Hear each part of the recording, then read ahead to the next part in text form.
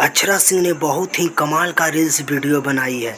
जैसे कि आप लोगों शुरू से लेकर लास्ट तक हमारे इस वीडियो पे बने रहिए। जी हाँ, शुरू से लेकर लास्ट तक देखिएगा तो पूरा बात आप लोगों को ज़रूर समझ में आएगा।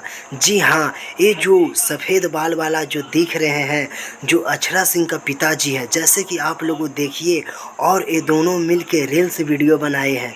तो आप लोगों को क्या राय है, प्लीज़ भाई लोग अपना कमेंट बॉक्स में अपना राय ज़रूर बताइएगा। जैसे कि आप लोगों देखिए और ढेर सारा मज़ा लीजिए। जी हाँ, अगर जो लोग नहीं देखे हैं तो जाके देखिए अक्षरा सिंह इंस्टाग्राम का पेज पे। जी हाँ, हम अभी देखे हैं तो सोचे आप लोगों को ये अपडेट बता दे। ये जानकारी आप लोगों को कैसा लगा, प्लीज़ अपना राय कमेंट बॉक्स में अपना ज़रूर बताएं। जी हाँ, अक्षरा सिंह का पिताजी का बाल पूरा पक चुका है, जैसे कि आप लोग देखिए, और बहुत ही मस्त सॉन्ग पे रील्स वीडियो बनाई है।